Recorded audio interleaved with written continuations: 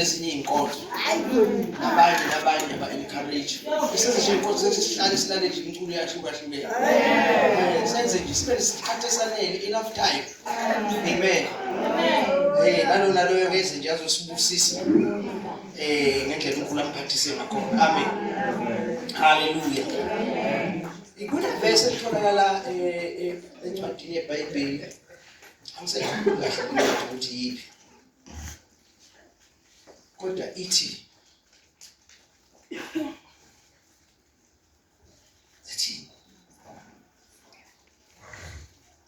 la athi khona uNkulunkulu ncane ngayikhodi ngixoxe. La athi uNkulunkulu khona kodwa ukhuluma nesizwe sakwa-Israyeli ukuthi nginemicabango emihle ngani. Ngibekele isikhathi esihle nethemba. Amen.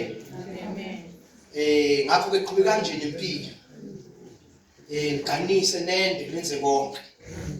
Amen. Khuluma abantwana bakwa-Israyeli ngalesi sikhathi, abantwana bakwa-Israyeli babethunjiwe.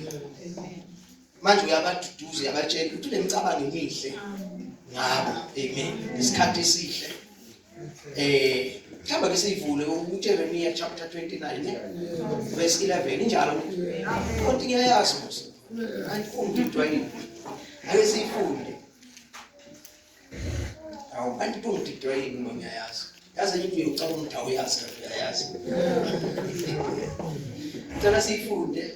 For I know the thoughts that I think towards you, says the Lord. Yeah.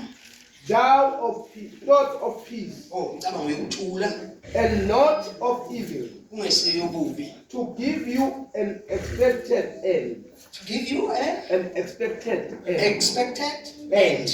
Yes. Okay. Go back. Go back. Then shall ye call upon me, and ye shall go and pray unto me, and I will hearken unto you. Okay, asime. La uNkulunkulu ukhuluma nesizwe sakwa-Israyeli. Uma ekhuluma nesizwe sakhe, yazi uNkulunkulu izinto zakhe zijulile. Izinto kaNkulunkulu zijulile. Kwesinye isikhathi siyangena kuzo, singene nje kalula. Amen. Kanti lento ijulile ibalulekile. Amen. Kodwa thina singene nje kalula, singene nje sifike siphelele somewhere. Siphelele lapho si enjoy lapho kulelo zinga si enjoy kulo, kodwa singayi la uNkulunkulu afuna ukuthi sifinyelele khona. Amen. Elilanga ngathi isizwe sakwa-Israyeli lesi sizwe uNkulunkulu asiqalisa ngoba kunesidingo. Amen. Zazi kade sikhona ezinye izizwe ukuthi sixoxe lento, uma singayixoxi asibi nayo ulwazi oluphelele ngento esikuyo. Amen. Amen. Ngento esikuyo siyavuka kuyo, kodwa sinesiqaqondi yabo manje bawuyisixoxa bese ukuthi nobe engazi kube khona kwaziyo. Amen. So ke isizwe uNkulunkulu esasisecebeni lakhe. Amen. Azange sibe khona kuNkulunkulu ngoba sekunenkinga, kodwa uNkulunkulu wayazi planini yakhe ukuthi kuzohamba kube nenkinga uzoyidlulisa kanjani inkinga. Amen. Uzoyisolve kanjani problem ezoba khona, ngoba ayikho into ethatha uNkulunkulu by surprise. Amen. Konke ukuwa komuntu nje uNkulunkulu in his plan wayazi ukuthi umuntu uzokuwa. Amen. Hallelujah. Amen. Wayazi futhi ene plan ukuthi umuntu uzombuyisela kanjani kuye. Amen. So ke singabo ke simthola la uNkulunkulu khona esethi uziqalela esinye isizwe. Amen. Uqala isizwe. Makaqala isizwe ubiza indoda, ubiza uAbraham. uAbraham uthi akaphume ezweni lakubo nasehlotsheni zakhe. Ayizweni ayakumbonisa lona. Amen. Ngokholo uAbraham wenze njani? Waphuma. Amen. Waphuma kuyo yonke into. Kodwa ke ngesho sizwa ukuthi wahamba noLot. Amen. Kanti uNkulunkulu uneplan enkulu. Siyamuzwa mayexoxa naye ukuthi Abraham ngizokubusisa, ngizokwenza igama lakho libe likhulu, yabona? Ngizokubusisa. Phela kwaku-Abraham ngaleso sikhathi. Igama lithi Abraham lisho a great man. Amen. A great man. Uthe uNkulunkulu uzokubusisa. Uthi uAbraham uzombusisa, kuzongisiza ngani konke lokhu uNkulunkulu uzombusisa ngakho? ngoba angina umntwana. Lezo zinto lezo ziyoshona phi mina mangidlula, yabona? Amen. Ngiyabonga igama lenkosi. Uthi uNkulunkulu yamthembisa ukuthi lalela ozophuma ezibilini zakho uzophuma kuwe uzoba naye umntwana. Amen.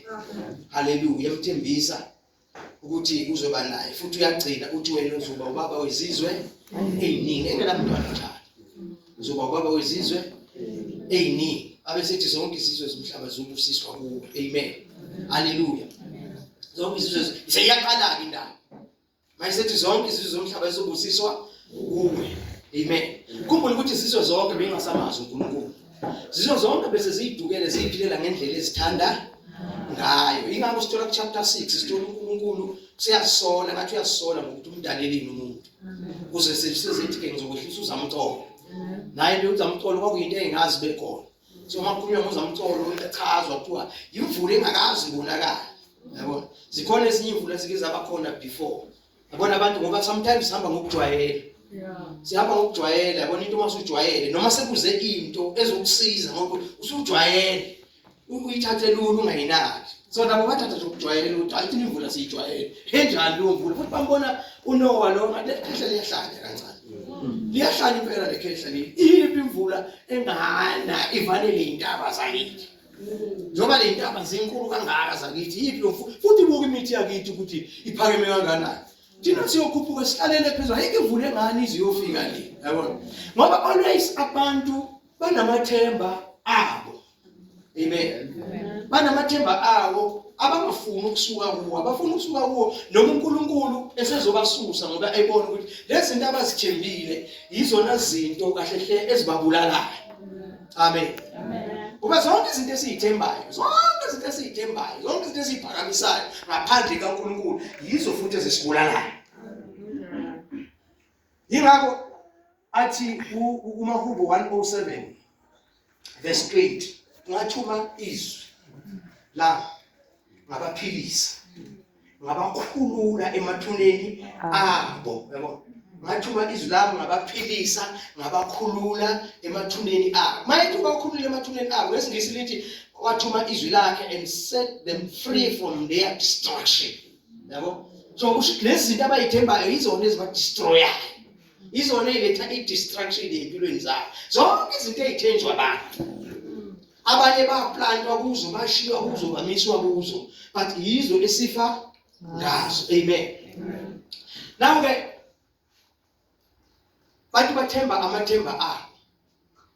So ke zobe simbona uNkulunkulu ehamba noAbraham injongo yakhe is to start a nation. Amen. Is to start a nation, uqala isizwe. Azosibiza ngokuthi isizwe sakhe njengoba sonke siyazi ukuthi abantwana bakwaIsrael nabo bebazi ukuthi uNkulunkulu wabo bodwa, uNkulunkulu wabatshela ukuthi mina isizwe sami. Ibe zonke izizwe zingezikaNkulunkulu kodwa uNkulunkulu wathi angisenzi ukuthi izizwe zami ngoba sebephambukile endleleni yami. Amen. Ngizoqala angizobanikeza indlela yokuphila. Abazothi babeyilandela le ndlela yokuphila bazoyiba bazothi abantu bami bathi ngibe uNkulunkulu wabo. Amen. Hallelujah. Hallelujah. So uNkulunkulu uqala lesi sizwe injongo yakhe enkulu ngalesi sizwe ulungiselela ukuletha umsindisi savior. Ulungiselela ukuletha umsindisi. Amen. Amen. Ulungiselela ukuletha umhlengi. Malibonga igama lenkosi.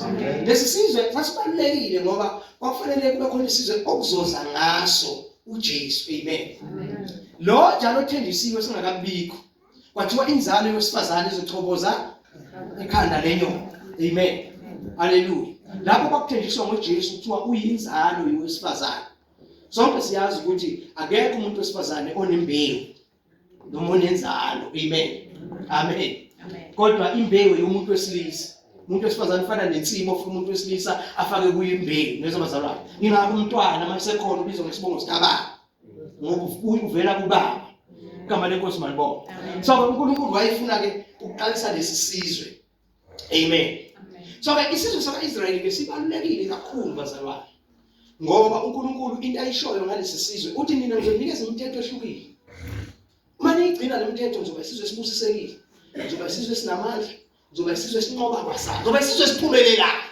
Amen. Kodwa manje igcina Lemthetho yayiningi ke lemthetho kwangesiyo nje leyishumi kuphela. Umthetho eyishumi lesiyazi kodwa it's about 620 iyonke. Amen. It's about 620 ngoba miningi singayihlukanisa ngegaba kodwa isikhathi sakho asikho njengamanje. Amen. Nawe umthetho ke wona uNkulunkulu abanikeza wona wawungcwele, ulungile, umuhle, uphelele. But wawungenawo amandla. Awungakwazi ukubanikeza amandla ukuthi bakwazi ukugcina. Noma babe ngenawo amandla ukugcina. Noma wawuvela kuNkulunkulu ufuna into eright, kodwa wawungenamandla ukuthi bakwazi ukuthi bawugcine. Wawungabaniki lutho olwenza ukuthi bakwazi ukugcina. Amen. Igama lenkosi malibonga. Amen. Ingakho ke bahluleka ukugcina umthetho ngoba awungenawo amandla ukuthi bakwazi ukwenzenjani ukugcina umthetho. Amen. Lo mthetho ke wawusubizwa ngokuthi isivumelwano. Amen. Isivumelwano kubantwana bakwaIsrael, isivumelwano phakathi kwabo noNkulunkulu. Uyakhumbula ukuthi lesikhathi uMoses ethatha abantu baNkulunkulu ukuthi bamikele umkhawulo bangakhuphuki baze bafinyelele endaweni ethize nentaba. Amen bazalwane. Bathi uNkulunkulu babefikile lapha bazokufa nokufa. Wase uNkulunkulu uyakhuluma. Lithi wathi mayekhuluma, ukukhuluma kwakhe kwaba nje ukudumo okukhulu. Base abantu bayesaba. Base bethu abantu bayesaba bathi no Moses. uNkulunkulu angasakhulumi nawe, hamba wena ukhulume noNkulunkulu. Konke uNkulunkulu akushoyo sizokwenza. Twabe bawuvuma kathathu bengakawazi. Bavuma kathathu bazivumela bona kathathu ukuthi bazowenza. Ngoba isivumelwano siphakathi kwabantu ababili. La sibona isivumelwano phakathi kaNkulunkulu nabantwana bakwaIsrayeli. Amen. Bavuma bengakakwazi bengakawulotshela. Baphinde bazowuvuma noma sewulotshiwe. Umthetho ofanele benze njani? Bawugcine. Amen. Hallelujah. So ke kwaba isivumelwano phakathi lesi sisibiza ngokuthi Old Testament. Ngoba igama le Testament lisho isivumelwano. Amen. Esibiza ngokuthi Old Testament. Siyazi nje ukuthi azange bakhona ukugcina. Siyathola lapho kuJeremiah 31 verse 31 ukuthi uNkulunkulu ngizokwenza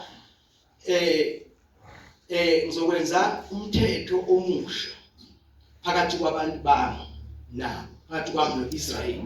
Kungenjengomthetho engabanikeza wona abawaphulayo. Amen. Noma ngabe uNkulunkulu wabo ngobaphulile ngesandla sinamandla kodwa bawenze njani bawuphula. So kwaba nesidingo ke somunye umthetho ngoba babenze njani? Babe waphulile. Oqala bengakwazi ukugcina.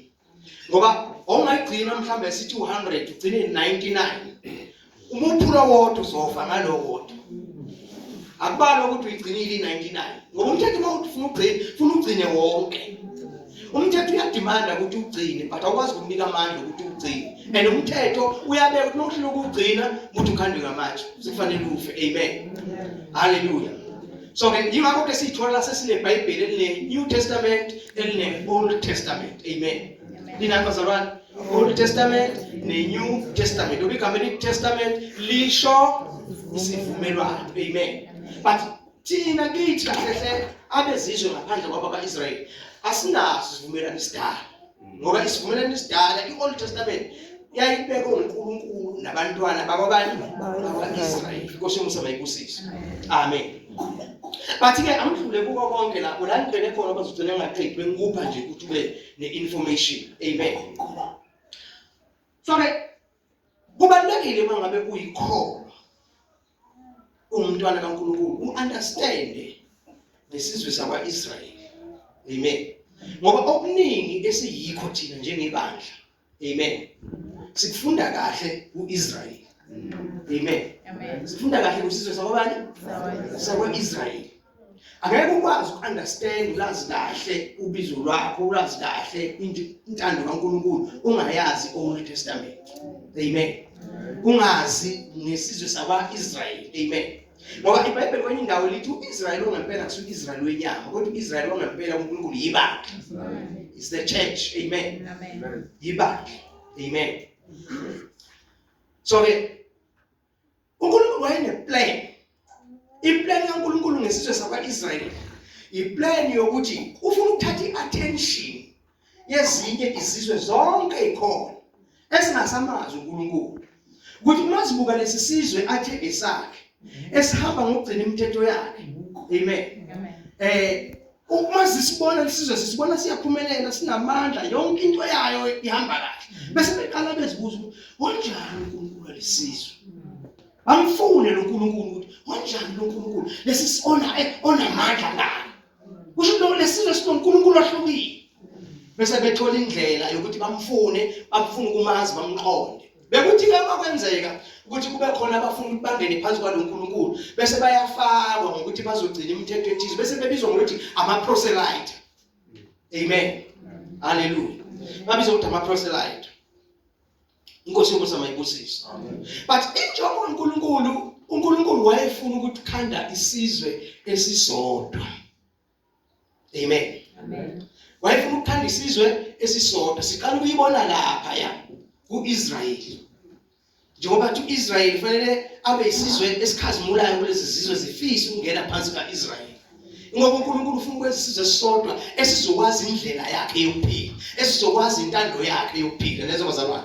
But lapha ya kuIsrayeli kwakuyinto esikhashana noma into yokuthi sifunde. Mama bheka uIsrayeli kaningi izinto ezenziwa isizwe sakaIsrayeli usebenza ngezinto ezitangible, izinto eziphathekayo. Kunemhlatshelo eyihlatshwa, kunamakhandlela ayikhanyiswa, kunengubo ezayigqokwa, noNkulunkulu wayehlala emphongolweni. Yonke into uIsrayeli usebenza ngoba uNkulunkulu wayehamba nabo njengabantwana abancane lezo bazalwane. Umntwana ukhuluma naye ukuze understand ngezinto eziphathekayo. Umntwana ufuna understand, khuluma ngezinto azozi understand. Amen. So ke thina kuNkulunkulu sifana nabantu abakhulile thina bokukholwa. KunoIsrayeli Inkosi umsindibusisi. Lona babehamba ngokukholwa kodwa babesebenza ngezinto ezibonakala. So ke lesi sivumelwano uNkulunkulu ayesenze nabo, uNkulunkulu wayesifungele. Wayenza njani? Wayesifungela ukuthi impela uma nenze njengoba ngisho mina ngizokwenza ukuthi ngizombusisa zonenzela konke nikufunayo. Amen. But manje sivumelwano siphakathi kwabantu ababili. Naye uNkulunkulu njengoba ebafuna ukuthi nabo bagcine okwabo. Amen. Bagcine okwani? Okwabo.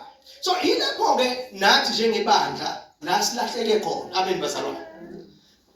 La silahleke khona ngoba nathi singene esivumelwaneni noNkulunkulu.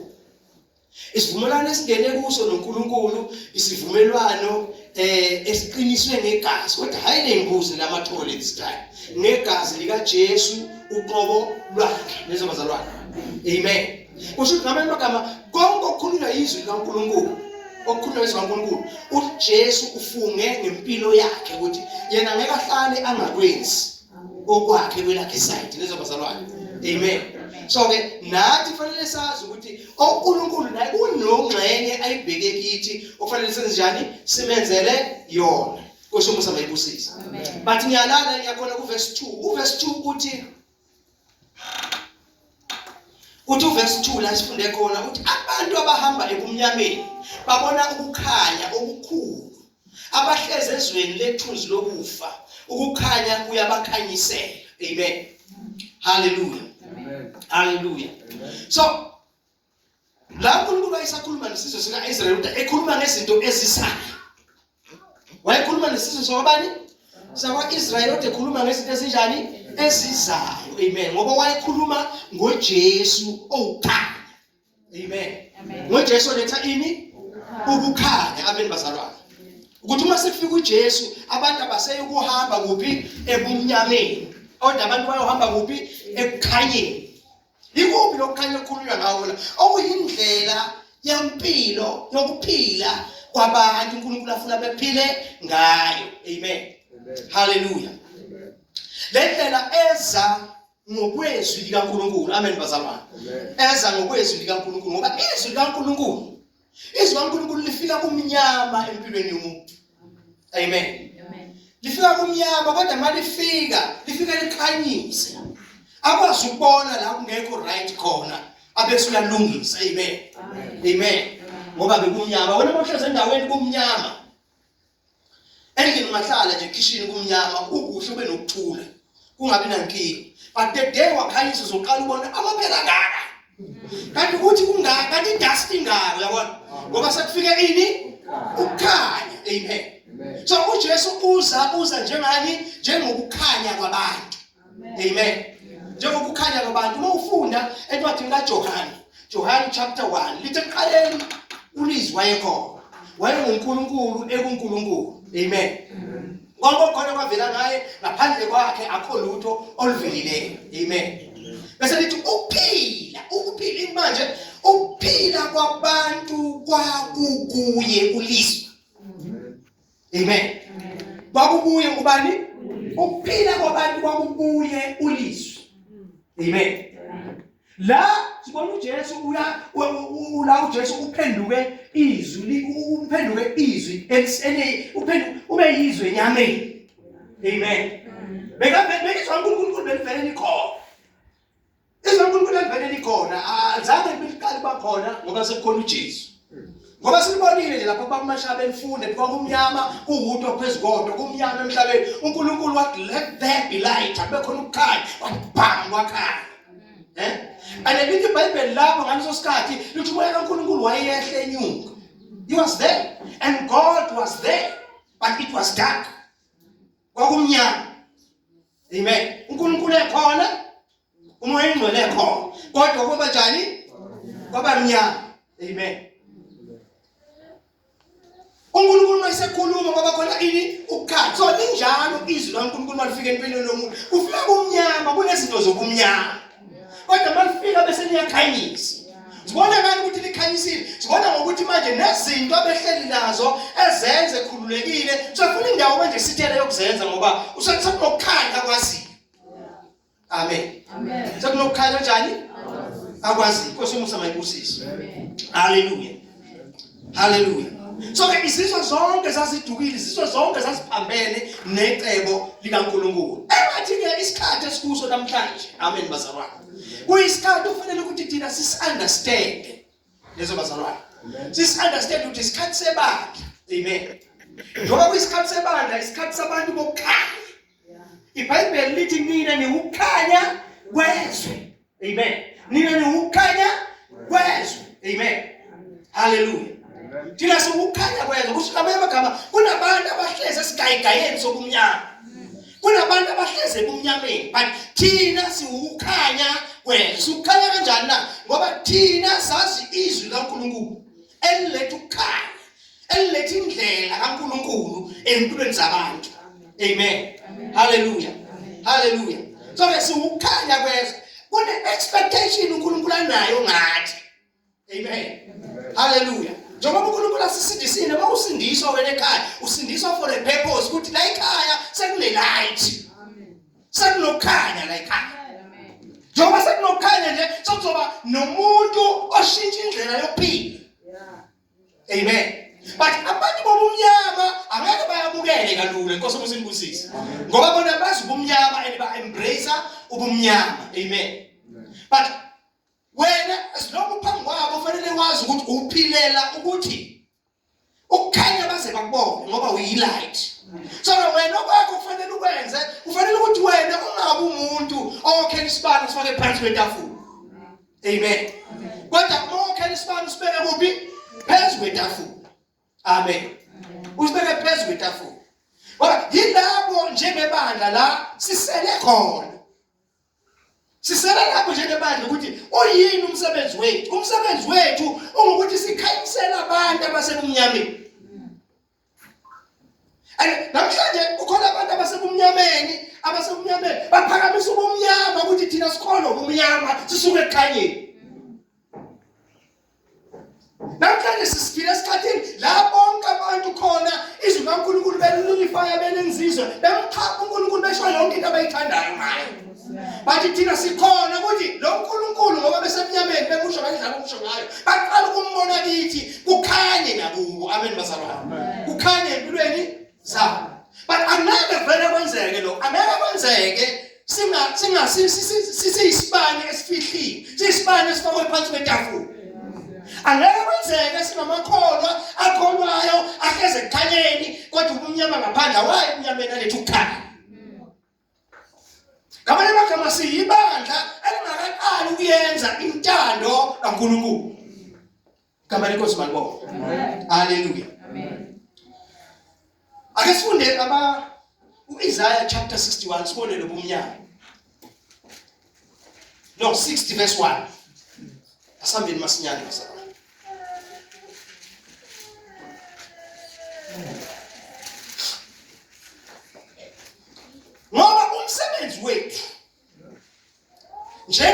khona njengebandla amen bazalwane njengeba mukhulu ngaphezulu kwaloko esicabangayo angazi mina ngizwe bazalwane thina masicabanga ngokukholwa sicabanga ngezindlu zethu zamasonto ngamabandla ethu esikuwo ukuthi uma sikuwo lawo mabandla ethu sikhonza umsebenzi ngathi sesiwenzile uphelele amen kanti kunomsebenzi omkhulu kakhulu kunaloyo sifundele masinyane masitolini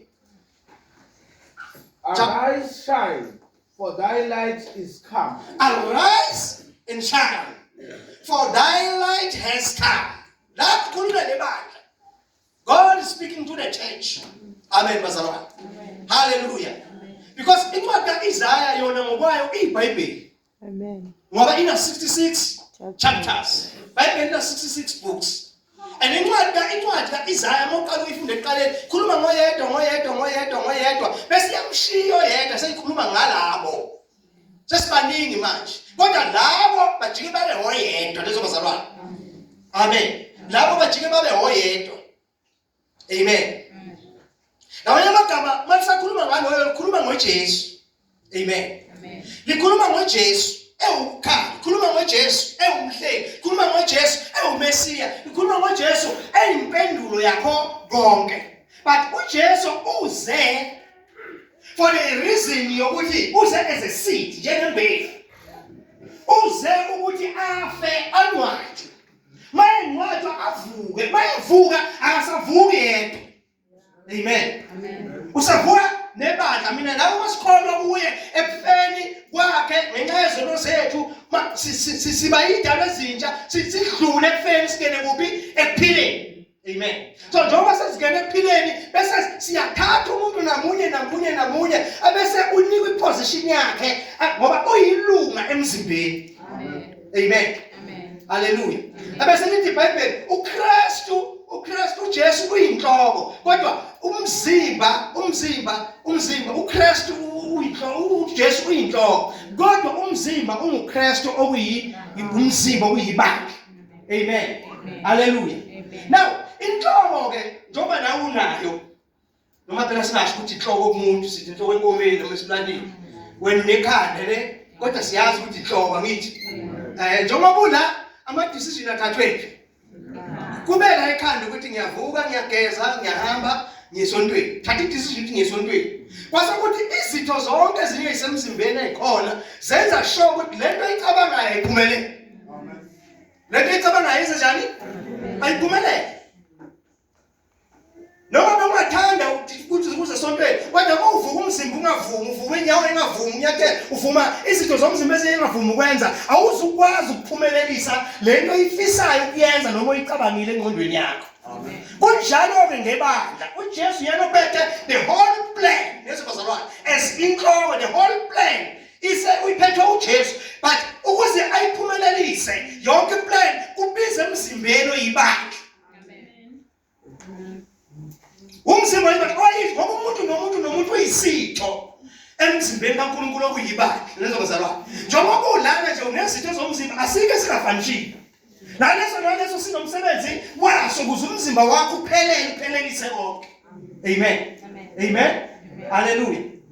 That's why sometimes unongabe kukhona i-challenge onayo emzimbeni, challenge thizeni lezo bazalwane. Usubizwa ngelinye igama ukuthi u-disable lezo bazalwane.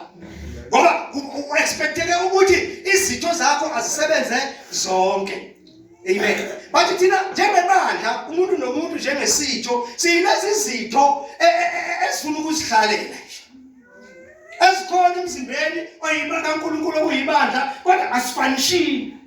So njengoba singafanishini nje kusho ukuthi lento uNkulunkulu ayicabangile eseplanini yakhe lento afuna ukuyiphumelelisa lento afuna ukuyenza noma ngabe inkulu kangakanani angeke ize yenzeke. Ngokukwenzeka kwayo kubiza ukuthi sazi ukuthi ayigcini nje ekuthenini lo mhlengi ungubani uJesu akekho omunye ikhaya. Wenzani usimele ezulwini. Amen. Ayigcini lapho ndaye usimele emhlabeni. Simele emhlabeni ukuthi senze lokho afuna ukuthi kwenze njani kwenzeke. Uma ngabe uJesu ezosilinda simele ezulwini nathi simile la silinde yena kusho ukuthi ngeke kwenzeke lutho. Amagama thina kufanele senze uNkulunkulu kufanele siyenze ukuze icebo lakhe lenze njani lipheleliswe ukuze icebo lakhe liphelele. Amen bazalwane. Amen. Hallelujah. Umfundile izane? Umfunde futhi. Arise, shine, for thy light is come. Ngiyaqhubeka. And the glory of the Lord is rising upon thee. For behold, the darkness shall cover the earth. Yeah. And behold, for the darkness shall cover the earth. The earth. Huh? Let the Bible rise and shine, for your light has come. Amen. So uthi uNkulunkulu la ngoba ubumnyama kwezenjani kusibelela umhlaba. Amen bazalwane. So kufanele sibe nabantu abaziyo. Namhlanje kune competition. Namhlanje kunempi, kune war ekhona phakathi kwabantu abakholwayo enkolweni zabo and kakhulu abalwa nayo uKristu. Bathi yengcindezelo. Bafanele ukusho njalo ngoba vele basebumnyameni. Amen bazalwane. Bathi thina kungowethu ukuthi ivangeli lifinyelele la libona khona beli-understand khona belibona libakhiphe ebumnyameni. Amen. Ngoba abezukuzwa ngokutshelwa nje kuphela fanele benze njani balibone libakhipha kuphi emnyameni njengoba nawe lenze njani likhiphile mangabe uphumile. Njengoba nawe likhiphile kodwa mangabe uphumile. Amen. Ngoba phela kuyenzeka ukholwe kodwa ulobuhlezi nje ebumnyameni wenza izinto zasebumnyameni. Amen. Mhlawumbe ake sibheke ukuthi iziphi lezi zinto zasebumnyameni engikhuluma ngazo singakhulunywa yimi sikhulunywe eBhayibheli. Ake siye encwadini kaIsaiah again la besivule khona, but this time sifunde chapter 8 verse 19. Sibone lokubumnyama okuthiwa ubumnyama busibekela umhlaba ibuphi lobumnyama.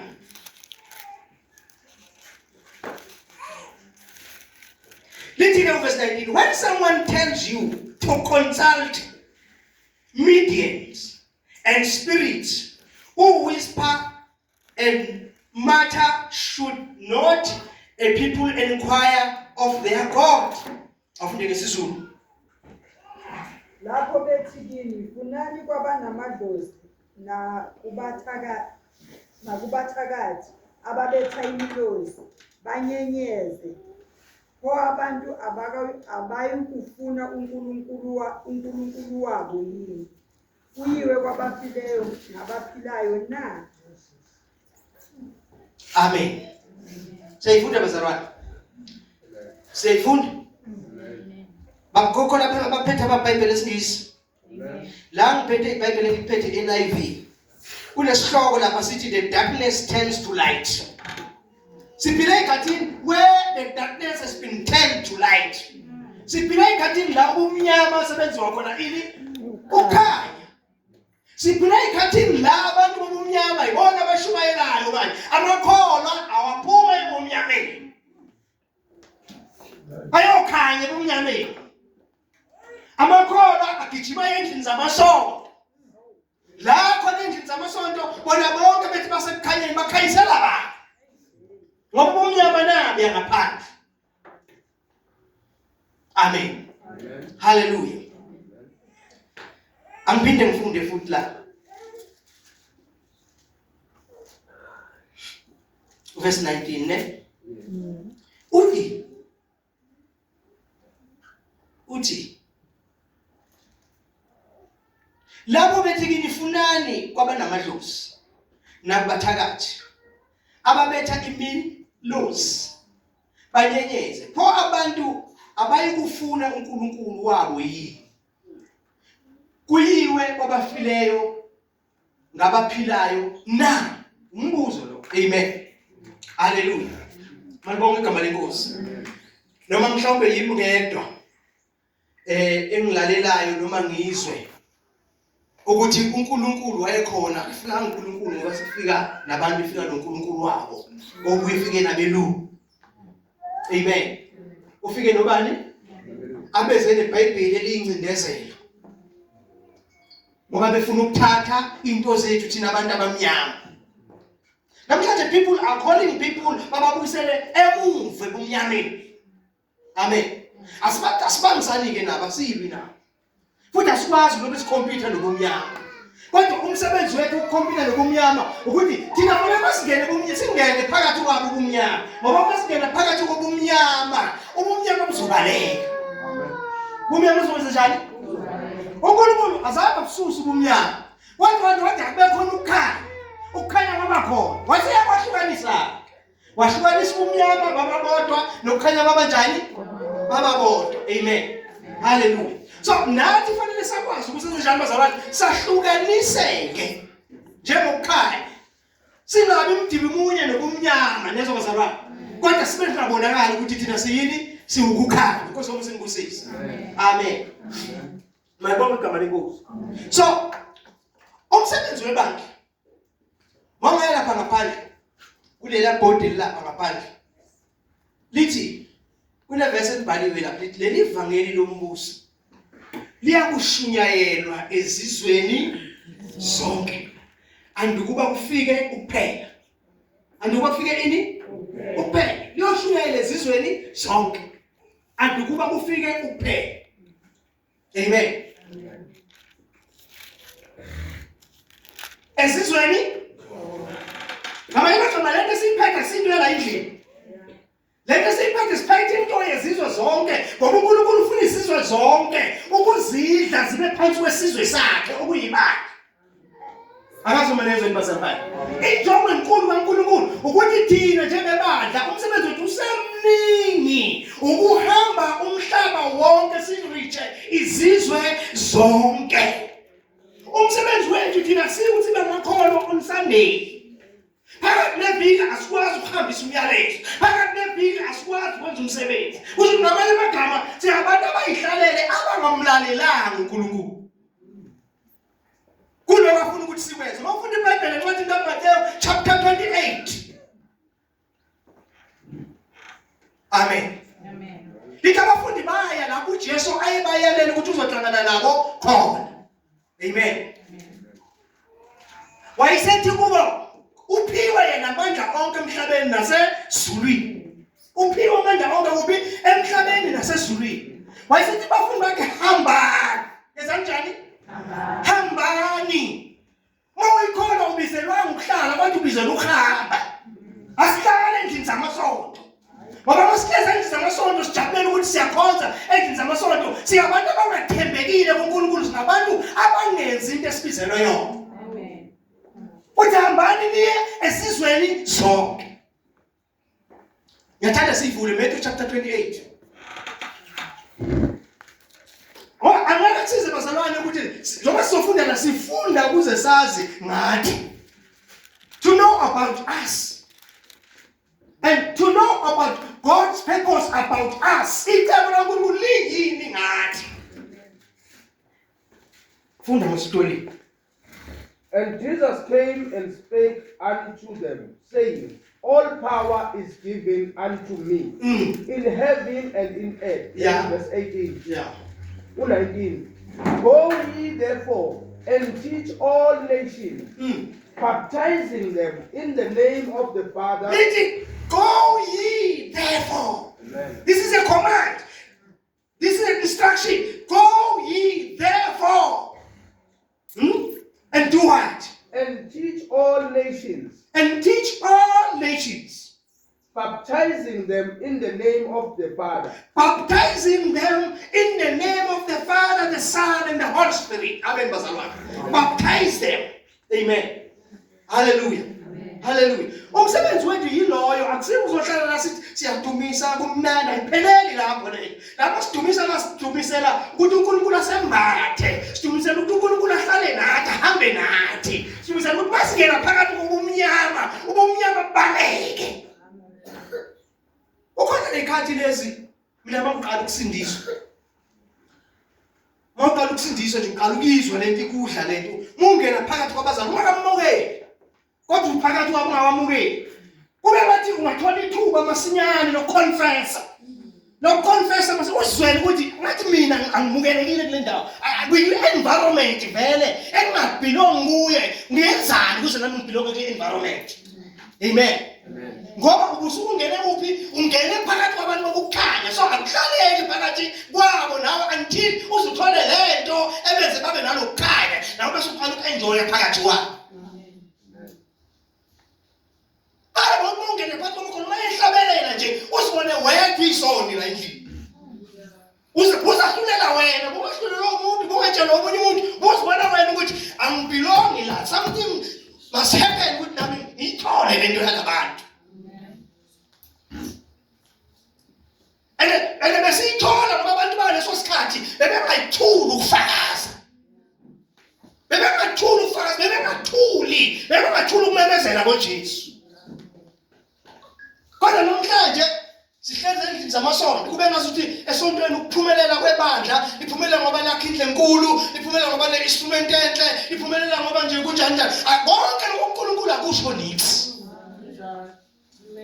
uNkulunkulu ufuna ukudla umhlaba, uNkulunkulu ufuna ukudla izizwe zonke.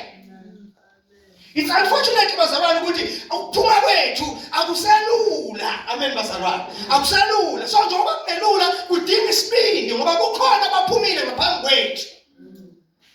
Babephuma ngaphambi kwethu bahamba kabi kule ndlela. Base baqwaya nabanye. But noma kunjalo asikwazi ukuba ashamed about this gospel. Asikwazi ukuba namahloni ngevangeli ngoba ivangeli lingamandla kaNkulunkulu. Amen. Ivangeli lingamandla kaNkulunkulu. Kuba insindiso kuloyo naloyo wenze njani okholwayo. We have to tell people good news. Lezo bazalwane. Kufanele sibatshele indaba ezinjani ezinhle. Kuneverse lapha elithi abantu bafinyelele kulesi simo sokuthi Aristotle verse 2 abantu bahamba ebumnyameni chapter 9 Isaiah babona ukukhanya okukhulu abahlezi ezweni lethunzi lokufa ukukhanya kuyabakhanyisela uyakwandisa isizwe ukhulise intokozo yaso uyakwandisa ini ukhulise ini yaba uNkulunkulu ufuna isizwe sakho ukuyibandla size njani sande ene ibandla lithokozisa ukubona abantu besindiswa lithokozisa ukubona lento uNkulunkulu ayishilo athi uNkulunkulu kuhle kuyabongeka emehlweni akhe ukuthi abantu bonke basindiswe bafinyelele kwazini iqiniso. Amen. Listen to the Bible. Laba bantu basuke bekusiphi isimo lithi bathokoza phambi kwakho njengokuthokoza ekuvuneni njengalokhu abantu bethokoza ekwabeleni kwabo impako. Amen. Lithi uma abantu besindiswa sizothokoza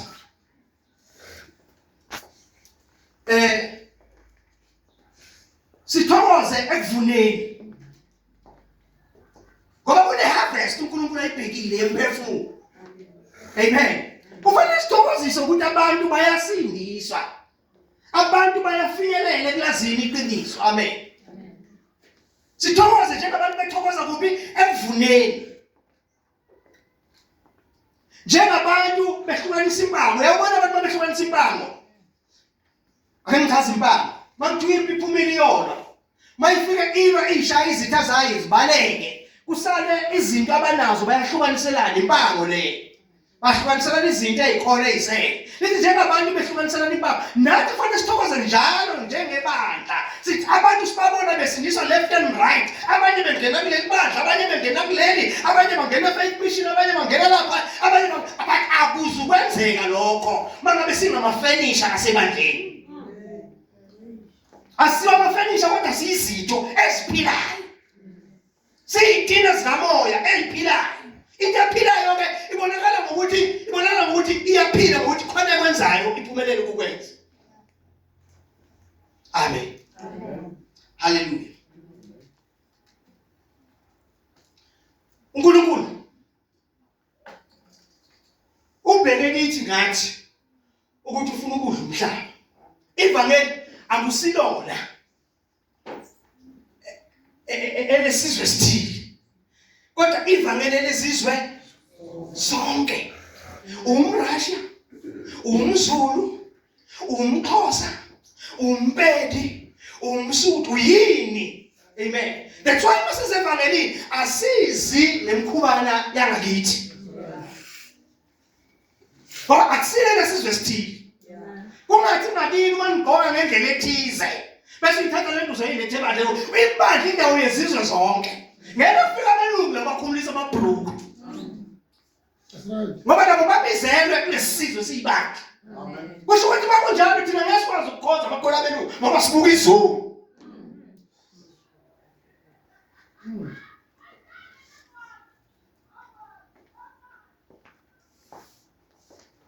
Awusoki lento yakhe. That's why sometimes asishumayela into zokugqoka, asishumayela yonke into because sifuna ukureacha everybody. Asifuna kube nento ezoba i-stumbling block ukuthi abantu base balahlekelwe ukuphila ngenxa nje yeduku.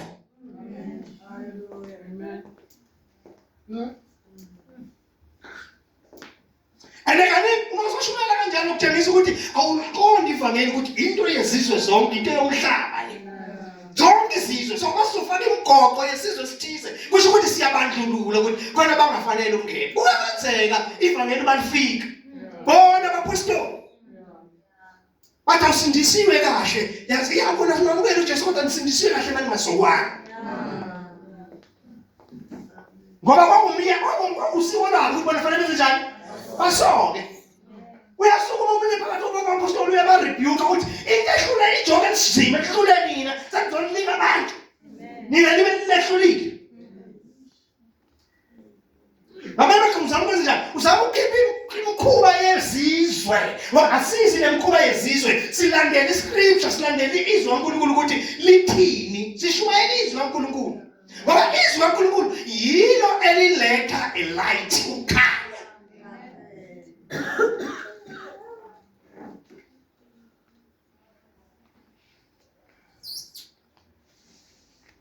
Amen. Amen.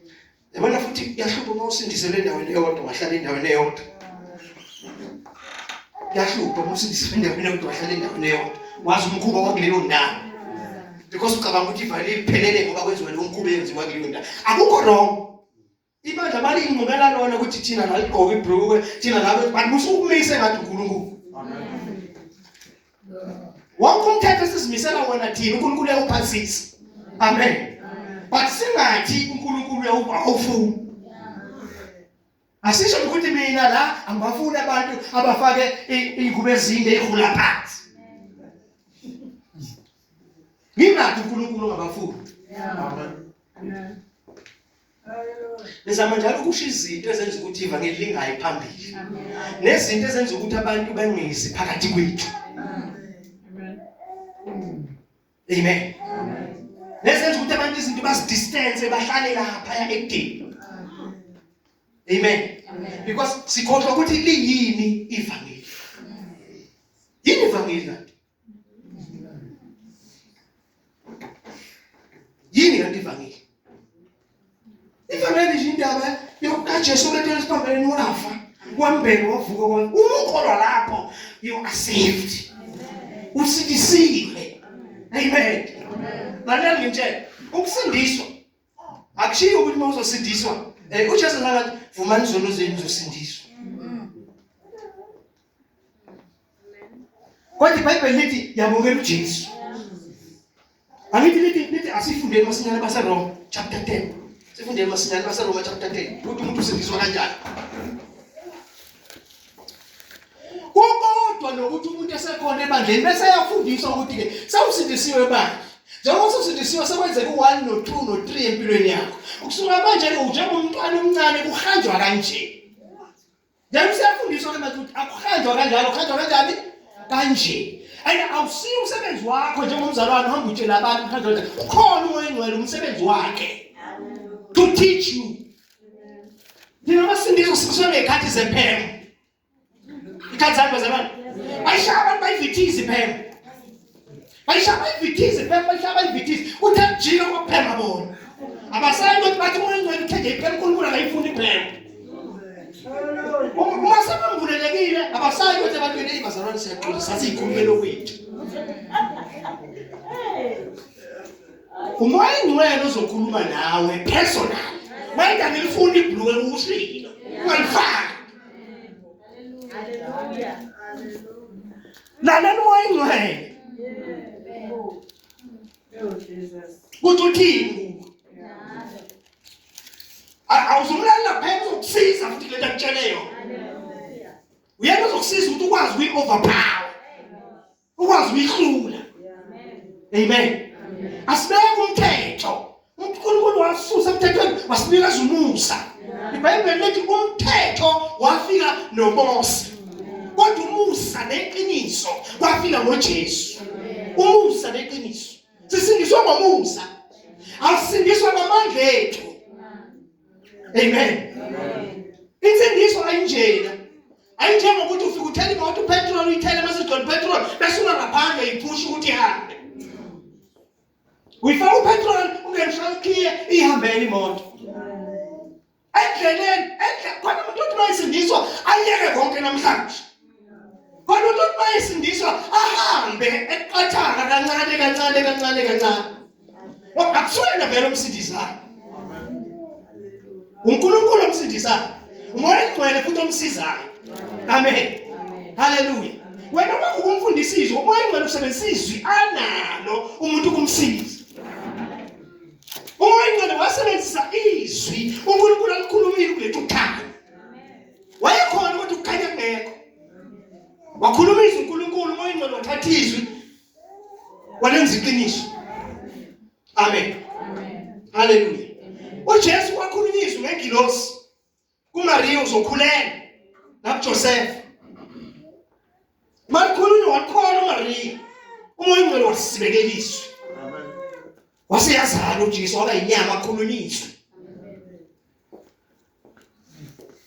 Ngizama ukuthini bazalwane? Ngizama ukuthi umsebenzi wethu njengamakholwa ukufundisa izwi. Amen. Akusikuphenduka amaphoyisa. Amen. Ukwenze njani? Awuhambi ususpect abantu. Because uzogcina ungasakwazi ukukhonza. Ngoba wena mawuhlangene nabantu ubona izolo. Awubona amanye amakhono.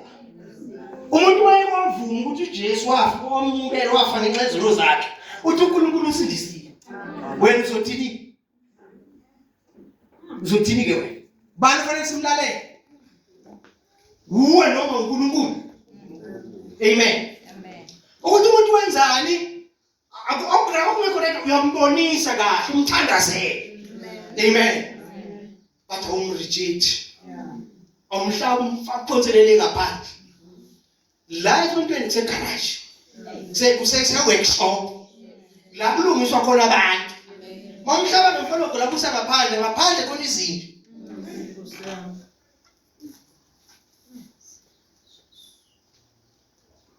Amen. Manje ungena kanjani kule ndawo? Manje ungena kanjani? Amen. Now singivala. Awuvela isikhathi esihambile. Sekushaya u2. Sekushaya u2. Amen. Bazalwane ngizama ukuthi indaba ebalulekile kuNkulunkulu ukuthi uNkulunkulu uhloseni ubhekeni ngebani ubhekeni ngawe sewusindisiwe. Amen.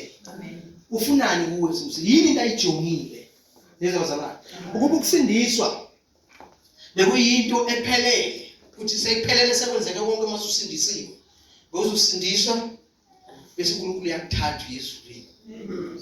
But ukuyekela emhlabeni wayekele. Kuyeke noma kusenomsebenzi kufanele wenze. Nomsebenzi kufanele ukuthi wenze. Amen. Wayikhuluma kanje ngikhuluma kini bazalwane ukuthi ngiyoba ngilikhuluma iqiniso, ngiyoba ngezi kahle manizoza every Sunday nizi la. Nifundiswe la, but maniphuma ngaphandle nikwazi ukutshela abantu ngoJesu. Khona umunye zasishayela naye etimeleni. Wayebamathuka abantu kumhlolo yila bamshaya abantu. Bamshaya abantu. Yabona umushumayela ngaphandle. Awufiki ukuthi ukutshela abantu ukuthi amadlozi into nje bashabathi umisa uJesu emphakamisa uJesu. Mase wasela ngaphakathi la simtshela khona ukuthi asisana izwi yalifunda yalizwi asisangeni ke la futhi nomoya ingcwele kuye uyamsiza amen bazalwane amen Estimele uphakamisa uJesu uJesu bamuphakamisa uyakhazimula kumuntu kodwa engihlosa ukukusho nengifuna ukukusho ukuthi hayi bazalwane kubalulekile noJesu naye wabiza abafundi abayi70 wabathuma ngababili mama sizohlala la ningasithamnyenzela amathuba ukuthi niphume lofakaza ngaphandle kusho ukuthi we are failing Jesus ngoba umsebenzi wethu is to glorify him ukumkhazimulisa yena simkhazimulisa kanjani na ngokuthi sidle umhlaba sidle izizwe zonke abantu bonke basindiswe bafinyelele kwazini iqiniso bazindlela kaNkulunkulu yokuphila ngezo bazalwane ngoba kunendlela iBhayibheli lithi kukhona indlela emehlweni umuntu ebukeka iyinhle kanti isiphetho sayo ubhubha abantu baphila bahambela ngendlela zabo abayithandayo and futhi abangijabulisa khona bangijabulisa ngoba yonke into abayenzayo bayikhuluma nabayimisayo bayimisa bese bekhokha iBhayibheli baphinde baniphikise kodwa yonke into bafunda lo kodwa bese bayaliphika lo bethi iBhayibheli alikusho lokho wayikhuluma ngeBhayibheli ngoba nothathisile izwi kaNkulunkulu khulumelana ngalo ngoba wena uthathisile izwi kaNkulunkulu khothelani lo ibe yakhe incwadi ifanele uyikhothe phela ngcono abanye bakhotha iQuran yabona ukuthi singakhuluma into engcono la ngoba baneyabo indlela abayilandelayo kodwa nabo uma bafuna ukushumayeza uJesu bayaphenduka bathatha uJesu amen umsebenzi wethu akusiko ukuhlala la emasonweni umsebenzi wethu ukuthi siyafakaza ngaphandle siyasebenza ngaphandle esikolweni uyafakaza emsebenzini uyafakaza bangani ohlala nabo batshela ngoJesu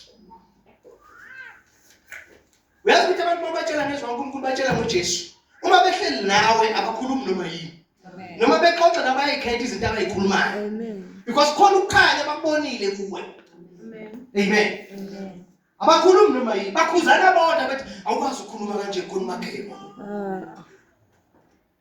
bayabona ukuthi lo muntu akafani nathi ngishumayela umsebenzi ngishumayeza abelungu bashumayeza abelungu ba-honest bashumayeza abelungu bamtshela bathi yazi inkinga yakho sikhatha noNkulunkulu lezi zinto ezikhuluma siyazazi nokuthi usikhatha noNkulunkulu yabo usikhatha noNkulunkulu ngoba siyazi fanele ngabe senza ngale ndlela ukusho hayi kodwa ndoda sibambekile usikhatha nobani noNkulunkulu sengivala hayi ngasebenza efemini yangisebenza kuyo angishumayela manje bekhona nje nesiqhubhu sabantu kune engineer yeFM yonke iphethe department ye maintenance mina ngifunda ukusebenza kwi department ye maintenance iwumzalwane iPortuguese liwumzalwane amen manje ngibona liyazi ukuthi ngisindisiwe liyabani ngibona ngone abantu liyazi ukuthi ngiyashumayela manje ufuna kuhamba umsebenzi ngikubona phela simsebenzini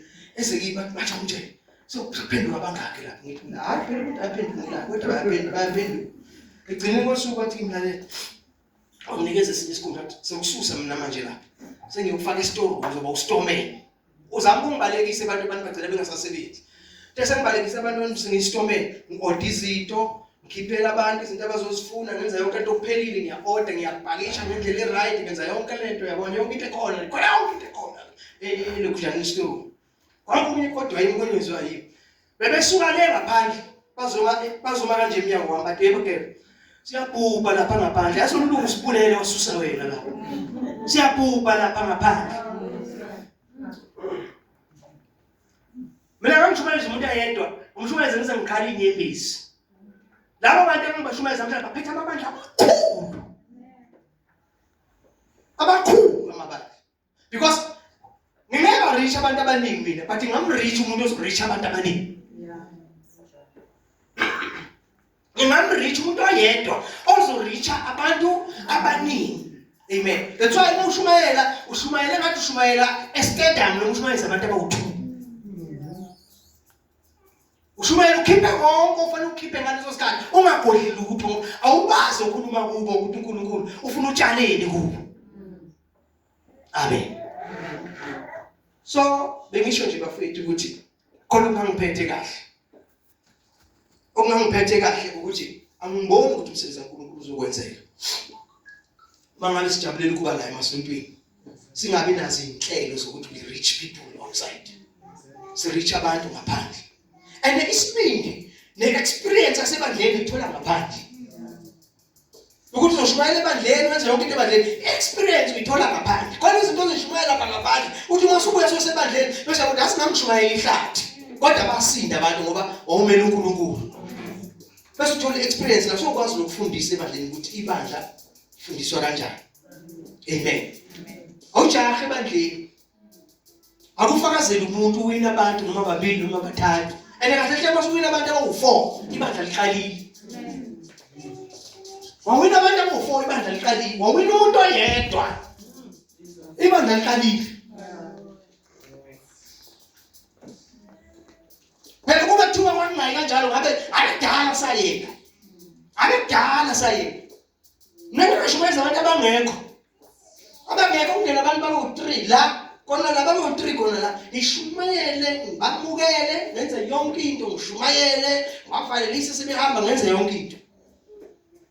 Ngoba yini umthwalo ibedi enye into masingenawo umthwalo womsebenzi kaNkulunkulu noma unganombono noma unalokuchula okungakanani uma ungekho umthwalo ibedi yale ukuthi yahlupha ukwazi ukuthula nayo awukwazi ukuthula nayo ngeke umenzele ukuthi uNkulunkulu ngeke umenzele ukuthi umthwalo ukwenza ukuthi ungaliboni nehlazo wena okwakho ufuna ukuthula lento ekhuphayo ekushisayo la ufuna ukuthi bawuyithulile uzokahle uthi yazi ngani ukuthula emoyeni wami ngani ukuthula kuphi emoyeni wami ngoba wenzile into uNkulunkulu afuna ukwenza njani uyenze asibizelwanga uzohlala endlini yesonto njengoba abanye nje abayi ngisho kuma home serve abanye bezi ngisho emthandazweni abanye bezi ngisho kuma practice abenzi lutho nje abantu kodwa abantu bayakholwa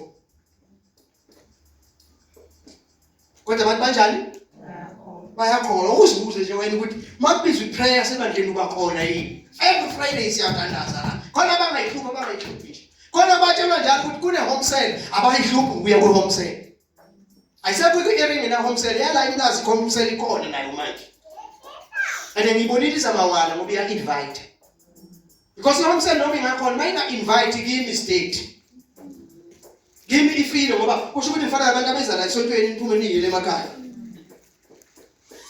buya ngesonto futhi nize la imphume niyile emakhaya zipite umsebenzi ngoba phela lahluleka ukufakaza umuntu mmemele umamsela kumsela ezokusherwa izwi uNkulunkulu uzosebenza kuya kusuwena kuyomsela sithandazela abantu sifundisa ukuthi abantu bathandazelwa kanjani ukuze basindiswe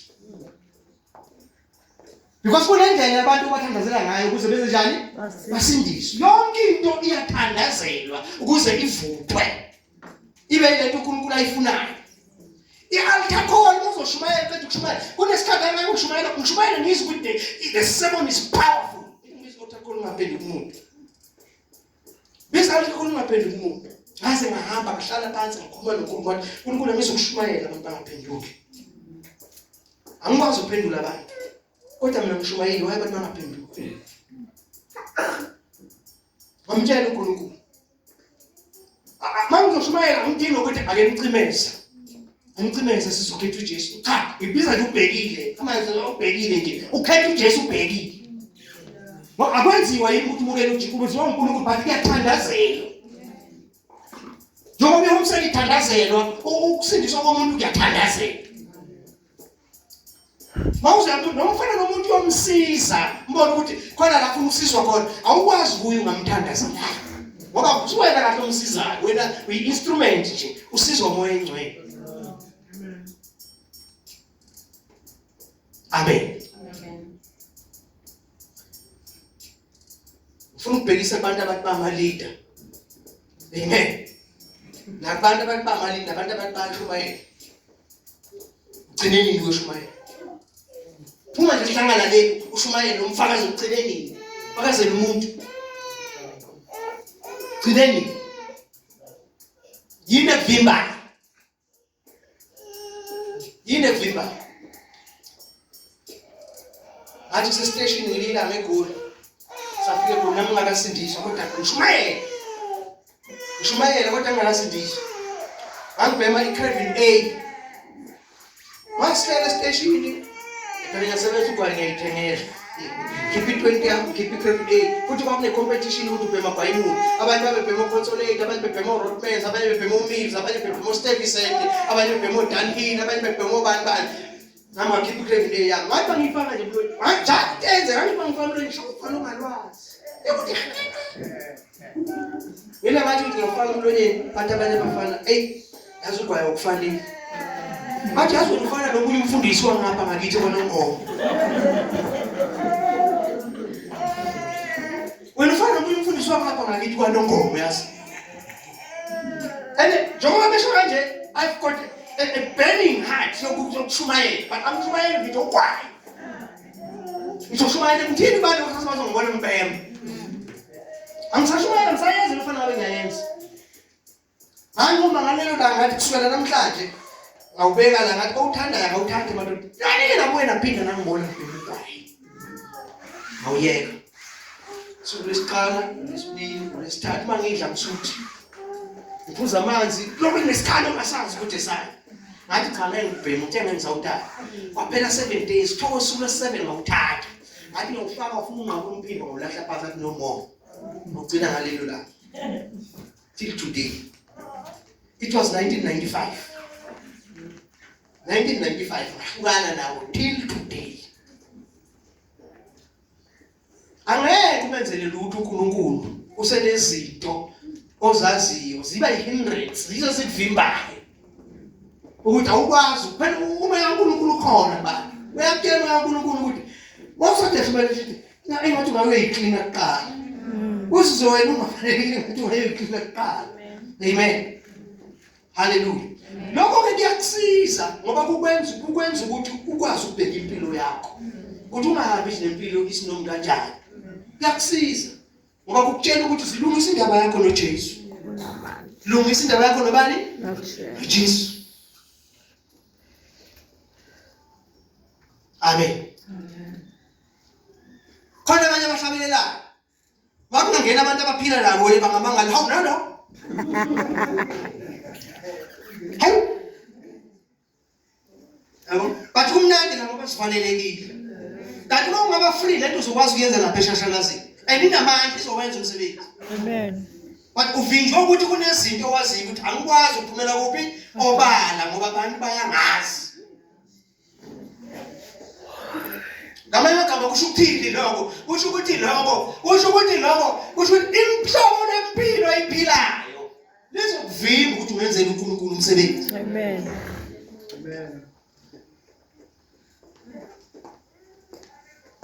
Uhlobo lempilo ayiphilayo nabantu akade bekubonile ushintsho ukuthi ayazi ushintshile. Mase uqala bayabona ukuthi hawu sasithuza kahle. Sekubuye kwenzakalani. Yabo? Ziqoqe. Awuphilongi lapho wena. Zilungise. Awulungisi umuntu uyakuNkulunkulu nje ufike uhlambulule kuye. Uyihlanze ukuthi Nkosi ngonile la. Ngonile la. Susa kimi ihlezo lami Nkosi ngifuna ukusebenza. Bese ugcina amazwi akho zobona.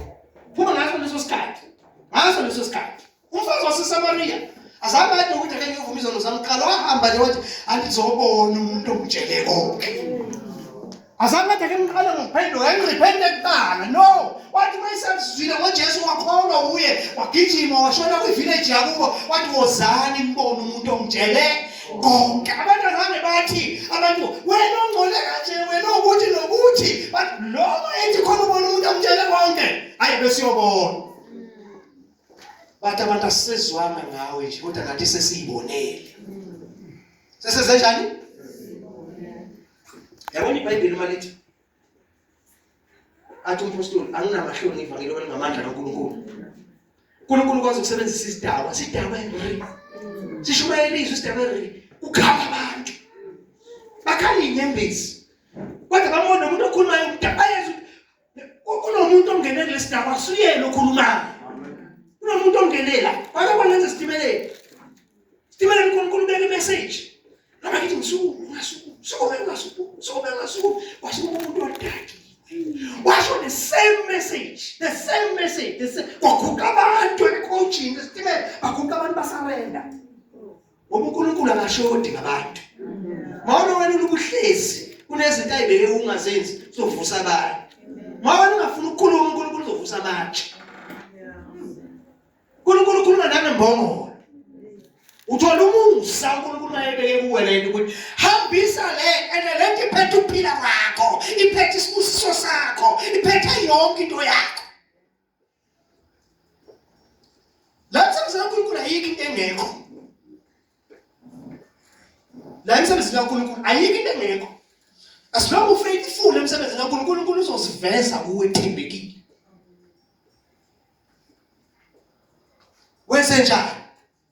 Uyaplanela uNkulunkulu ube nohlelo ngoNkulunkulu ukuthi uNkulunkulu ngiphe lokho.